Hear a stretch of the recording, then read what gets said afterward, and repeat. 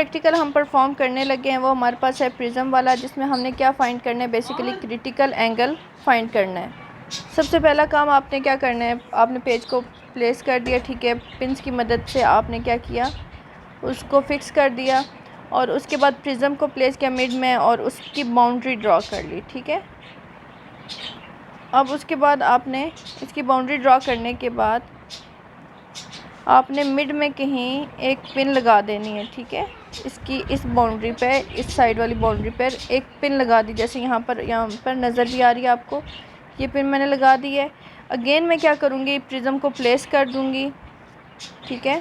Again मैंने prism को place कर दिया। अब जो आपकी साइड वाली बाउंड्री है, ये इस साइड वाली बाउंड्री से मैंने इसका इमेज देखना है, ठीक है। अब आपके पास यहाँ से एक आंख बंद रखनी है आपने, ठीक है, और यहाँ से मूव करते हुए आगे जाएंगे आप लोग। ये देखिए यहाँ पर ये मैं जैसे जैसे मूव कर रही हूँ, ये देखिए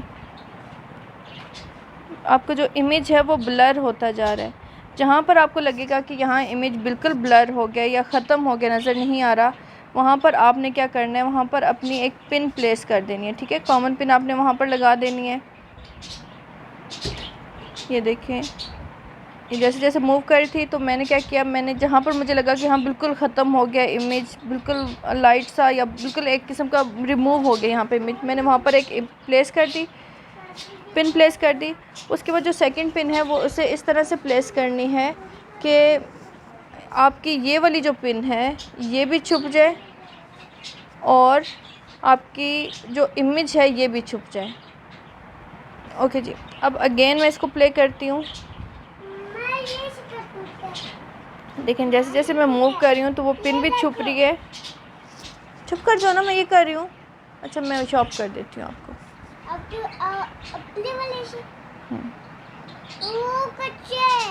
अच्छा ना, अच्छा फिर से ले लूँगी। अभी जाओ ना वापस, वापस जाओ ना।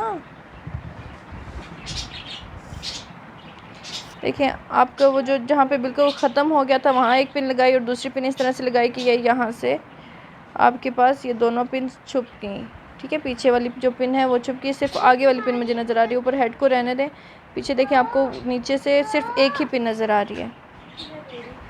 उसके बाद आपने कैसे इसकी मेजरमेंट्स वगैरह करनी है, सबसे पहले आपने क्या किया, आपने जितनी सबसे पहली पिन जो लगाई थी आपने इस साइड पे, वहाँ से लेकर उसकी बाउंड्री तक प्रिज्म की आपने कंपास को ओपन किया, एक आर्क ड्रॉ कर लिया आपने, ये आर्क ड्रॉ कर ली। अब यहाँ पे रखते हुए आपने क्या किया, आपने एक परपेंडिकुलर, बेसिकली आप लोग यहाँ पे ड्रॉ करें, इस पॉइंट पे, इस पी पॉइंट पे आप एक परपेंडिकुलर ड्रॉ करें। ड्रॉ कर लिया आप, ठीक है, आर्क ड्रॉ कर ली। अब उसके बाद आपने इस पॉइंट को और जो नीचे वाला आपका पॉइंट है, इन दोनों पॉइंट को आपस में ज्वाइन कर लेना है, ठीक है। ये दोनों पॉइंट्स को आप ज्वाइन कर लें। अब दोनों पॉइंट्स को ज्वाइन करने के बाद जो बाकी पिन्स आपने लगाई थी दो, उन दोनों पिन्स को आपने ज्वाइन करना है, ठीक है। उन दोनों पिन्स को ज्वाइन कर लिया। ये फिर उसके बाद जिस पॉइंट पर ये उसको क्रॉस कर रही है, उसकी बाउंड्री को क्रॉस कर रही है, उस पॉइंट को आपने इस पॉइंट के साथ ज्वाइन कर लेना है ऐसे, ठीक है। और फिर उसके बाद यहाँ जिस पॉइंट पे ये कट करेगी उस पॉइंट को आपने पी पॉइंट के साथ ज्वाइन कर लेना है। फिर मिड में आपने परपेंडिकुलर ड्रॉ करना है और फिर एंगल को मेजर कर लेना है, ठीक है।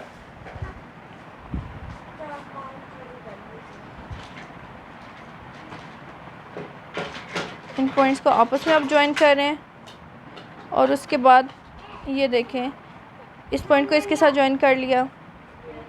अब यहाँ पे आपने क्या किया, परपेंडिकुलर ड्रॉ कर रहे हैं आप इस पॉइंट पे, ठीक है। परपेंडिकुलर ड्रॉ कर लिया 90 डिग्री और आपने वो एंगल मेजर कर लिया कि ये एंगल बेसिकली आपके पास कितना है, ठीक है। ये यहाँ पर जब आप परपेंडिकुलर ड्रॉ करेंगे, ये यहाँ पर इन पॉइंट्स को मिलाने के बाद जब आप परपेंडिकुलर ड्रा करेंगे इस पॉइंट पे, तो आपने क्या करना है, आपने डी को कैसे प्लेस करना है मैं वो आपको बता देती हूँ। आपने डी को ऐसे प्लेस करना है, ये तो ये आपके पास जो एंगल होगा ना, ये आपका क्रिटिकल एंगल बता देगा। या इस तरह से प्लेस कर लें, या फिर आप डी को इस तरह से प्लेस करें इस साइड पे, ठीक है। दोनों का हाफ है ना, तो ये आपके पास ये जो एंगल होगा ये आपके पास क्रिटिकल एंगल होगा। और क्रिटिकल एंगल आपके पास कितना होता है, 41 42 डिग्री, यहाँ तक आपके पास क्रिटिकल एंगल होता है। अगर आपकी ये रीडिंग्स आ रही हैं, ठीक है, आप मेजरमेंट ले रहे हैं, आपके पास 39 40 41 42 डिग्री आ रही है, तो आपके पास ठीक है। क्यों? क्योंकि हम 3 रीडिंग्स के बाद मीन लेते हैं, तो हमारे पास अप्रॉक्सीमेटली उतना ही आ जाता है जितना कि उसका क्रिटिकल एंगल होता है। अब इससे रिलेटेड आपसे क्वेश्चन भी पूछे जा सकते हैं कि आपके पास क्रिटिकल एंगल बेसिकली होता क्या है, और ये आपके पास कितना होता है, ये सब कुछ पूछा जा सकता है।